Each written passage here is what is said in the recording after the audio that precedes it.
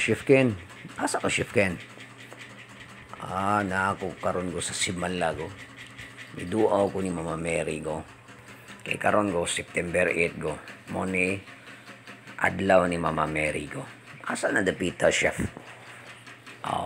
Kaning sibong nga go na Simanlago. Naani siya sa Barrio Lindogon go. Naani siya sa bukid kay go.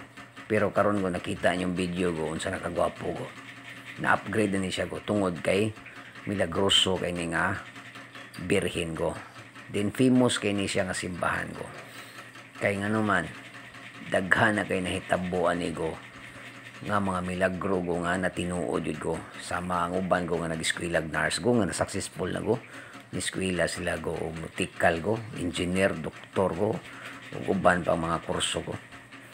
Ang uban go dili kalakaw go nangasakit og cancer go unsa pa breast cancer go nangaayo go tungod aning birhen nga Mama Mary go.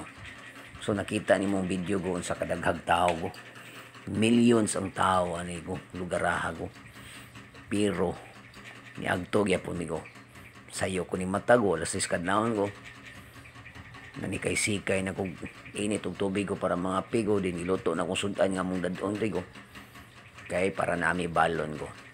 Pero naidaghang karinderya ri go watay problema ri go nagdala lang mi ko kay ganahan mi ko nga mukaon sa corned beef ug hotdog go. So mo ni ang ambience ri go nagsugat-sugat ang mga tao go daghang kistanan go traffic kistanan go din ang akong sakyanan go gibili na nako dito sa Ubos go kay perting trapika go maglisod ta go din karon ko ni hapit mi aning murag tindahan ri mo murag tabos banay go nga daghang baligyang kalo go kay perting inita go.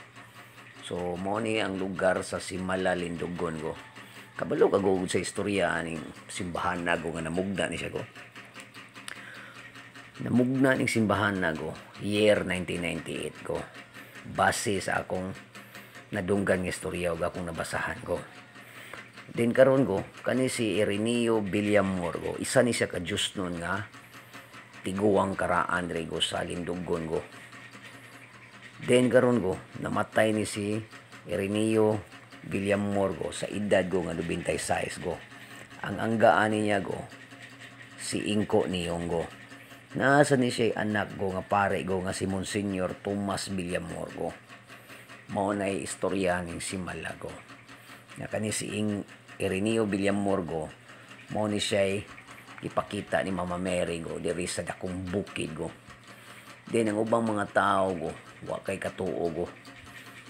Kay siyempre go ang realidad na to go di ta mo tuo go kung wa tay makita go kanang istorya lang go. Pero karon go namugna na gini siya go ug nabalita sa ganini siya sa Jessica Soho go kaning simbahan na go. So karon go gituhuan na gini siya go nga milagroso kay nga birhen diri sa Lindogon, Cebu nga go. So balik ta ni Ireneo Villamor go nga angga nga si Inko Niyong go mao ni siya mag-uuma go diri sa bukid sa Lindogon go. Then wa sa takabaw go kay wa man ginato gipangutanag maayo go base lang sa istorya go or sa atong nabasahan go nga parte aning Mama Mary go nga namugna ni siya diri go. Ang hinungdan go ang mga monghe sad go nga katong dito sa Pampanga go nga ngari diri sa bukid sa Simala go. Then namugna ni siya go atong 1998 go. Then karon go nakita na nimo ang video go unsa na siya kadako go. Mura na siya paraiso go. So gwapo kay ni siya istorya ni simbahan na go. Then kamo go na mo mga problema go. Pwede mo mga read go para magampo go aning Mama Mary go. Kay milagroso kay tanan go. Pwede mo musimba diri go, naman ni misa siya diri go. Pero ako go na nagkot ra go. Kay perting taasa sa linya go, imagine na nimo go. Milyon ang tao diri nga ngari go. So daghan kay tao go. So karon go atong gituman go nga ngari ta diri go sa birhen sa Simala go. Nagampo ta go, di lang kay karon ako go ni ari go. Di nagpamisa sa day ko go. So nalipay ko go nga nagkaari ko go. Kaya sa ninduta din ang Simala ship no.